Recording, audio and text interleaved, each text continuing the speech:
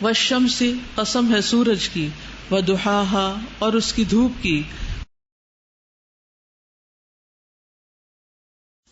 والشمس قسم ہے سورج کی، وضحاها اور اس کی دھوپ کی.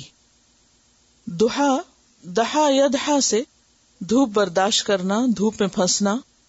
آدم علیہ السلام کے واقعے میں ہم نے پڑھا کہ انک لا تظمأ فیہا ولا تضحا، کہ جنت میں نہ تم پیاسے ہوگے اور نہ تم کو دھوپ ستائے گی.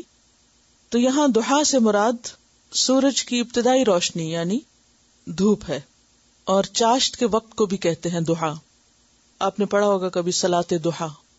تو یہاں پر سورج کی قسم کھائی گئی کہ سورج گواہ ہے اور اس کی روشنی بھی گواہ ہے. والقمر اور چاند کی، اذا جب، تلاہا وہ اس کے پیچھے آئے. والقمر قسم ہے چاند کی، اذا تلاہا جب وہ اس کے پیچھے آئے. تلا یتلو تلون کا معنی آپ نے پڑھا. ایک ہوتا ہے تلا یتلو تلاوتن، اس کا معنی ہوتا ہے تلاوت کرنا، لیکن تلا یتلو تلون کا معنی ہوتا ہے پیچھے آنا، اور اس کا مصدر طلوون بھی آتا ہے. اور چاند کی قسم جب کہ وہ اس کے پیچھے آئے. کس کے پیچھے؟ سورج کے پیچھے. والنہاری اور دن کی، اذا جب، جلاہا وہ ظاہر کرے اسے. والنہاری اور قسم ہے دن کی، اذا جلاہا جب کہ وہ اس کو روشن کر دے. کون کس کو روشن کر دے؟ سورج دن کو روشن کر دے. واللیل اور رات کی، اذا جب، یغشاہا وہ ڈھانپ لے اسے.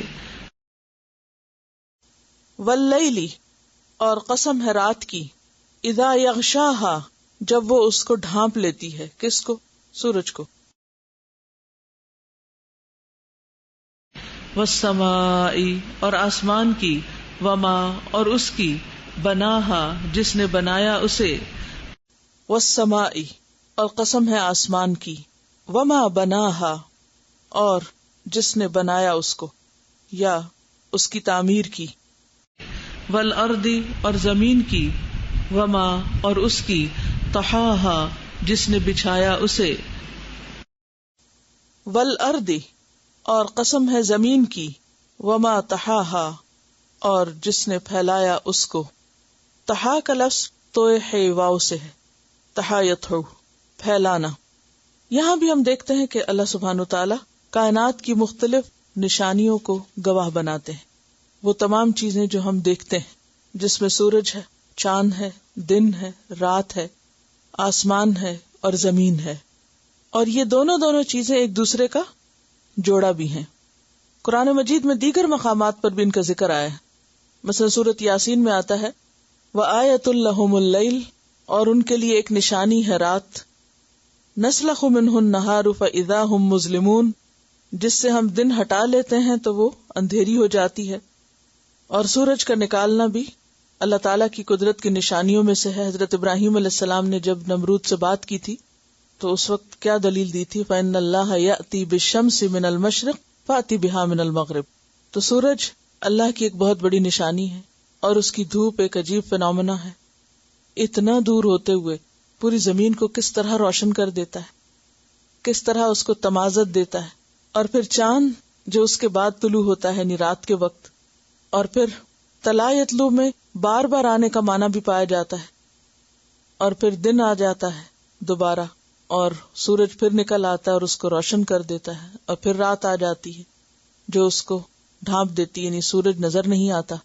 اور رات کس طرح آتی ہے؟ سورج پیچھے کی طرف چلا جاتا ہے نا. اور پھر ایک طرف آسمان کی نشانی ہے، دوسری طرف زمین کی نشانی ہے. آسمان کی بناوٹ پہ غور کرو.